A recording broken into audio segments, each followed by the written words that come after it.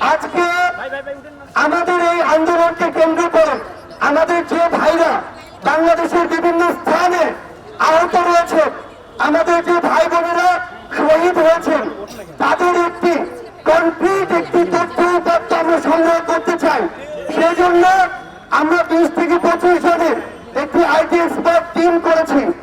কারা কারা এখানে রয়েছে, তাদের ফোন নাম্বার, মেইল অ্যাড্রেস এবং হোয়াটসঅ্যাপ নাম্বার, এগুলো আমরা আমাদের অফিসিয়াল আইডি গুলো এবং পেজ এবং গ্রুপ থেকে আপলোড করব। আপনারা আপনাদের ব্যক্তিগত জায়গা থেকে কিংবা আপনাদের সংগ্রহে যদি এরকম নামগুলো থাকে, আপনারা আগে যাচাই বাছাই করবেন। আমরা শুধুমাত্র আমাদের আন্দোলনকে কেন্দ্র করে আহত হওয়া এবং শহীদ হওয়া ভাই বোনদের তথ্য সংগ্রহ করছি। আপনারা তথ্যগুলো দিবেন যেন সারা দেশের সকল সেই ভাই বোনদের পাশে আমরা দাঁড়াতে পারি, আর্থিক সহযোগিতা করতে পারি, চিকিৎসা নিশ্চিত করতে পারি। আপনারা আপনাদের জায়গা থেকে আমাদের এই সহযোগিতাটুকু করবেন। আমরা রাতের মধ্যে সেই নামগুলো এবং যোগাযোগের মাধ্যমগুলো আমাদের জায়গা থেকে অফিসিয়ালি ঘোষণা করব। ধন্যবাদ। আমাদের আরেকটি গুরুত্বপূর্ণ ঘোষণা, আপনারা জানবেন যে বৈষম্যবিরোধী ছাত্র আন্দোলনের নেতৃত্বে গত 5ই আগস্ট আমরা গণঅভ্যুত্থান করেছি। কিন্তু আমরা আরেকটি বিষয় খুব স্পষ্ট করে জানিয়ে দিতে চাই, 5ই আগস্টের পরে আমরা দেখতে পাই বিভিন্ন জেলা উপজেলায় নিজেরা কমিটি ঘোষণা করে।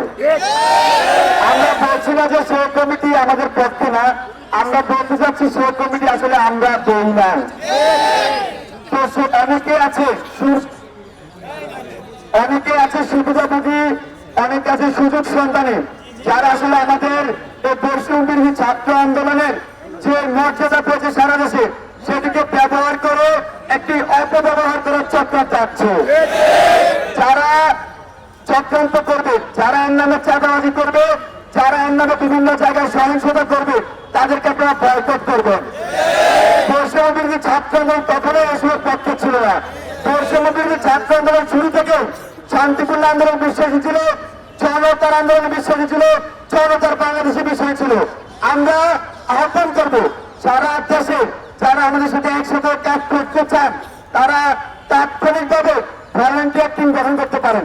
কারণ ভলান্টিয়ার টিমে কোনো সমন্বয় সহসমন্বয় থাকবে না, সবাই ভলান্টিয়ার থাকবে। আপনারা আপাতত ভলান্টিয়ার টিম গঠন করুন। পরবর্তীতে যদি আমাদের প্রয়োজন মনে হয় অথবা এই যে ফোরাম একজন সিদ্ধান্ত যে আপনাদেরকে আমরা বৈষম্য ছাত্র আন্দোলনে আহত আনবো, তখন আমরা সেটা বিবেচনাধীন রেখে যারা ভলান্টিয়ার হিসেবে কাজ করবেন তাদেরকে তার আওতাধীন আনা হবে। আর যদি আমাদের সিদ্ধান্ত না হয় তাহলে অবশ্যই আপনারা ভলান্টিয়ার হিসেবে কাজ করবেন। ধন্যবাদ সবাইকে।